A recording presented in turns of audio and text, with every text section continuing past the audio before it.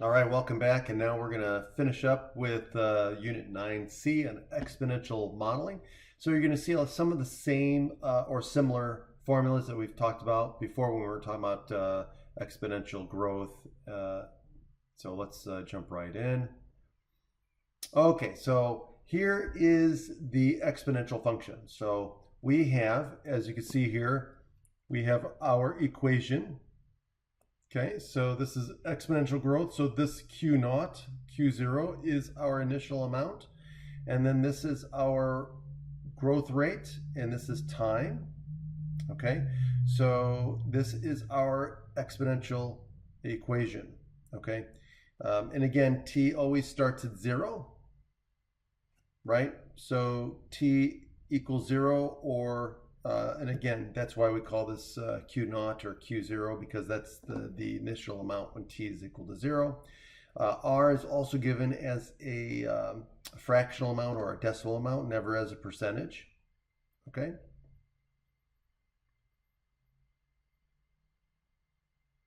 And negative values of R correspond to exponential decay. Note that the units of time and R must be the same. Okay. So if T is in years, R needs to be an annual rate, growth rate, or decay rate. Okay. If T is in months, then R should be a monthly rate, or needs to be a monthly rate. And while an exponential growing quantity has a constant relative growth rate, the absolute growth rate increases over time.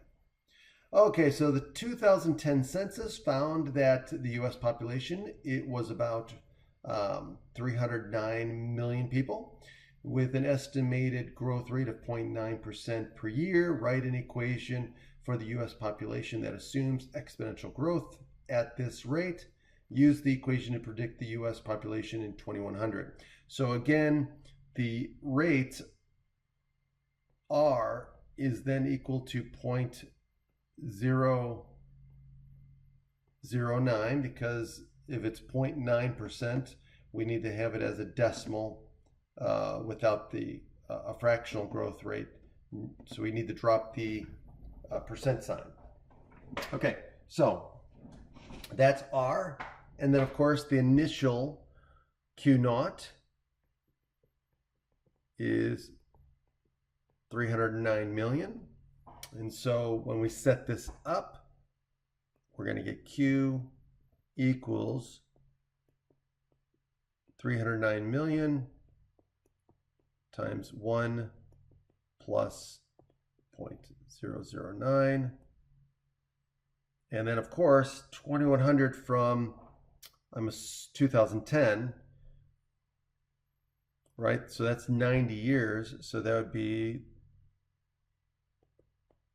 exponent of 90.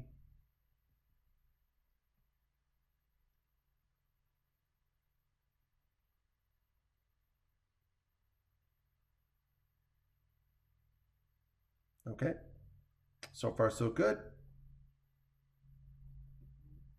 And so that means that in 2100, the population of the United States will be approximately 692 million people based on an exponential model.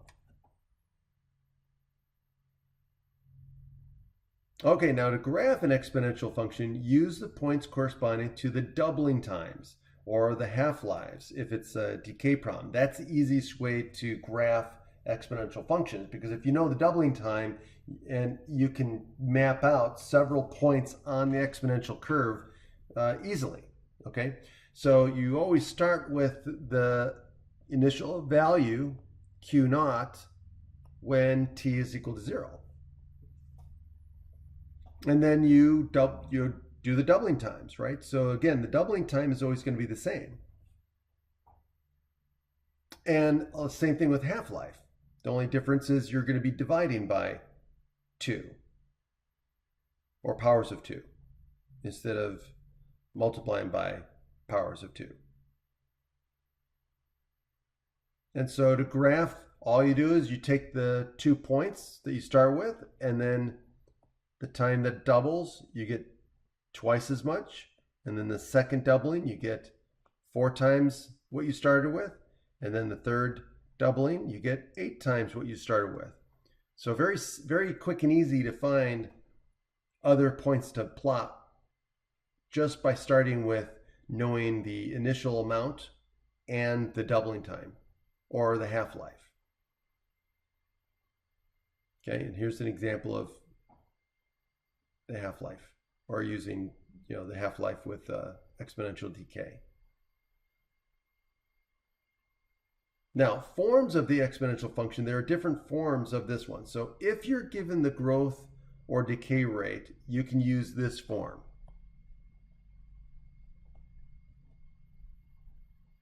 But what if you're given the doubling time? Well, if you're given doubling time, remember, this goes back to the other section we're at. So remember this formula, don't forget it. Okay? And if you're given the half-life, remember this formula. Okay, so any one of these formulas can be used depending on what they give you in the problem. Okay, so here it says China's rapid economic development has led to an exponentially growing demand for energy, and China generates more than 2/3 of its energy by burning coal. During the period 2000 to 2012, China's coal consumption increased at an average rate of 8% per year, and the 2012 consumption was about 3.8 billion tons of coal. All right. So we've got growth rate.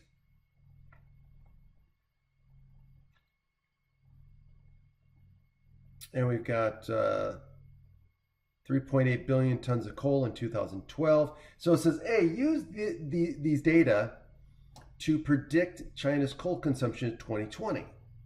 Okay, so we're going to start at 2012, right? So we're going to assume that if the growth rate continues at 8% per year from 2012 with a starting amount of 3.8 billion tons of coal.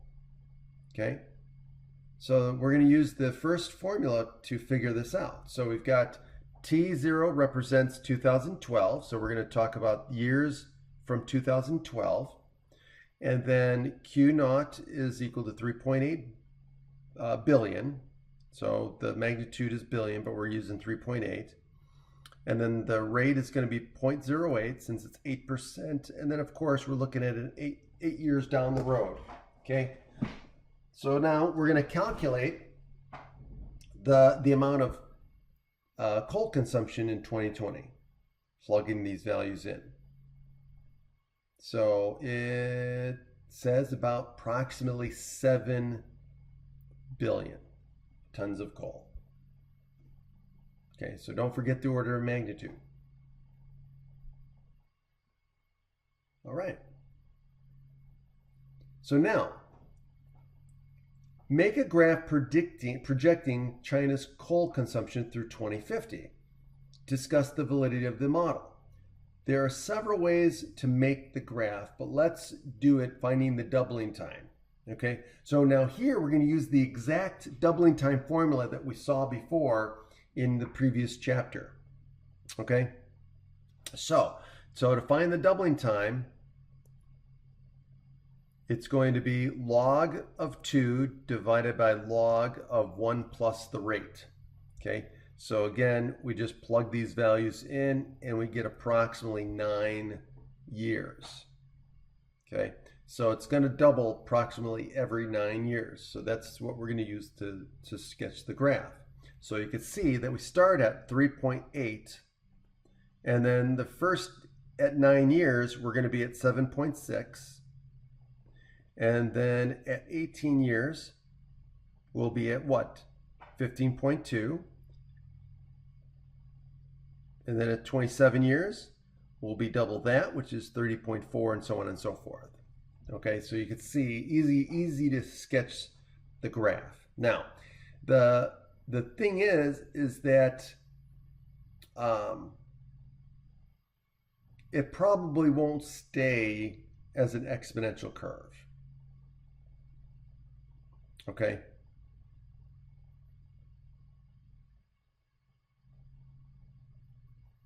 All right, so now drug metabolism. Let's consider an antibiotic that has a half-life in the bloodstream of 12 hours. A 10 milligram injection of the antibiotic is given at 1 p.m. How much antibiotic uh, antibiotic is remaining in the bloodstream at 9 p.m.? So that's 8 hours later. Draw a graph that shows the amount of antibiotic remaining in the drug, or excuse me, remaining as the drug is eliminated by the body.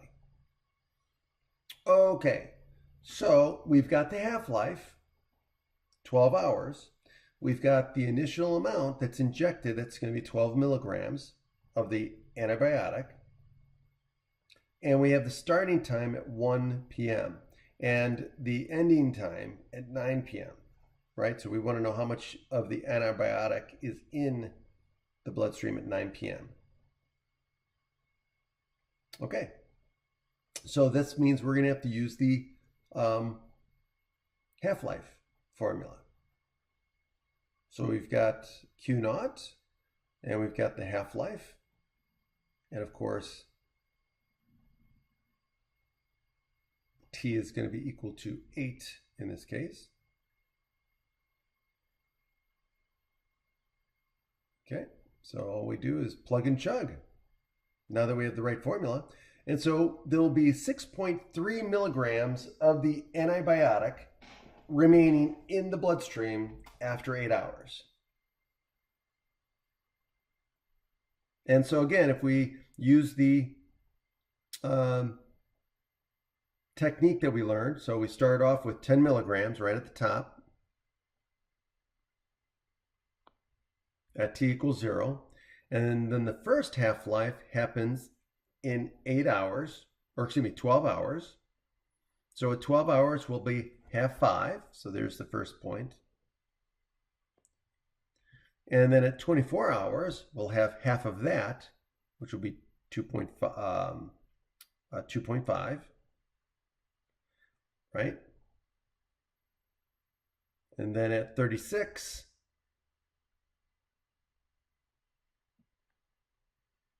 we'll have half of 2.5, which will be what? 1.25, and so on and so forth, okay?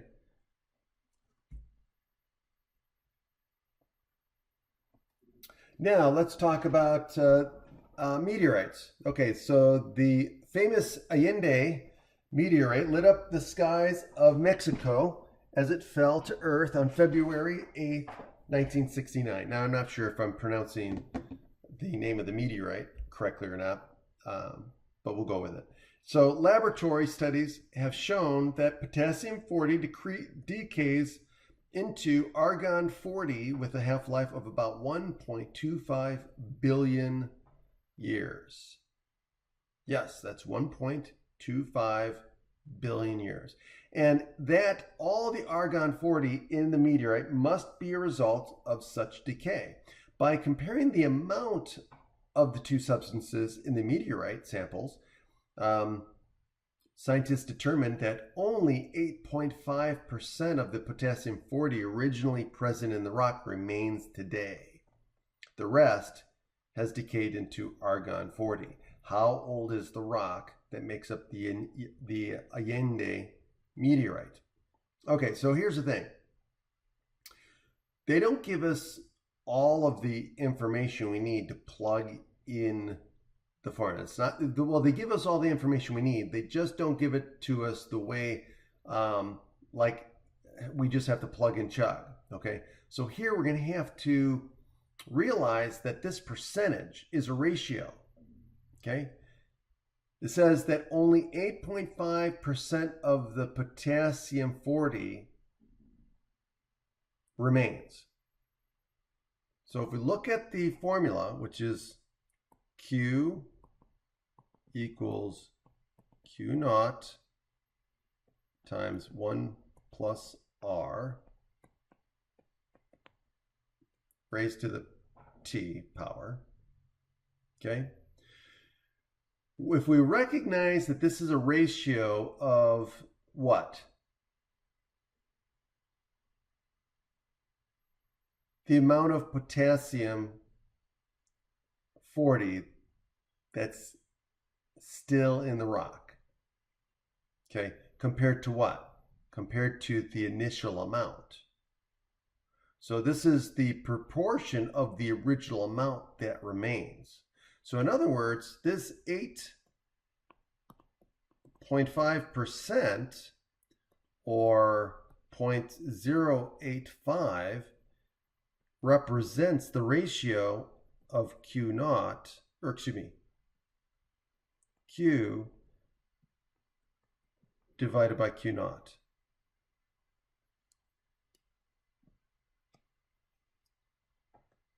Okay, so now all we have to do is rewrite the formula, and we get Q over Q naught equals 1 plus R to the T power. And now we can use the information given to us to solve.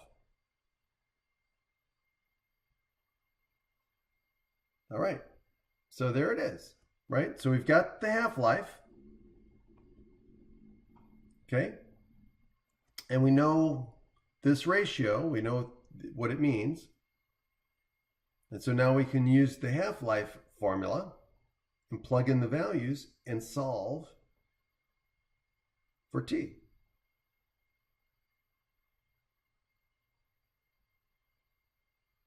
Now, notice how to solve this, we have to get the exponent out, because to solve for T, we have to get it out of there. So we're going to use the property of logs. So we take the log of both sides. Okay. And what's going to happen is the property of log says we can take this exponent and pull it out front. And now what we can do is we can divide both sides by this log and then multiply both sides by the half-life. And so we end up getting this formula here. And so we know this amount and we know this amount. And so it just matters just plugging in your calculator and getting the answer.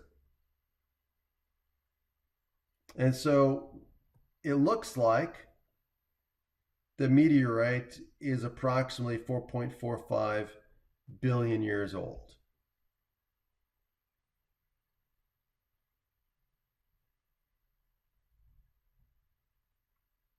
Now, let's talk about changing rates of change. Now, linear functions have a straight line and they have a constant rate of change, right? So the rate of change is always the same. No matter what 2 points you pick on the graph of a linear function or a linear graph, it's always the same. Exponential functions, on the other hand, as you trace the curve, the amount, the rate of change is changing. So this is what we call a variable rate of change. So if we look at tangent lines, so notice how at the beginning, if we just pick a point and draw a tangent line that represents the straight line that goes through that point, we have t equals 0, we have a slope of 0.7. And then at t equals 1, we have this black line, we have a slope of 1.4. And then it goes to a slope of 2.8. So you can see this tangent line here. So you can see as the tangent lines move up, they get steeper and steeper. So again, so the rate of change, what we call the instantaneous rate of change at those points are changing, are getting larger. And likewise, if we look at the decay function, we start out with a very steep negative slope. And as you trace down the line, those slopes get shallower. Okay? And that's it. Well, you guys enjoy your day, and I hope you learned a lot, and I hope the videos has helped you. And again, always reach out to me if you need any help, or the tutoring center. Use the resources available to you. We are all here to help you succeed in this class, especially me. And so again, use me as a resource and use the resources available to you on my math lab and at the tutoring center to help you, successfully complete this course. Other than that, I'll talk to you later. Have a great day.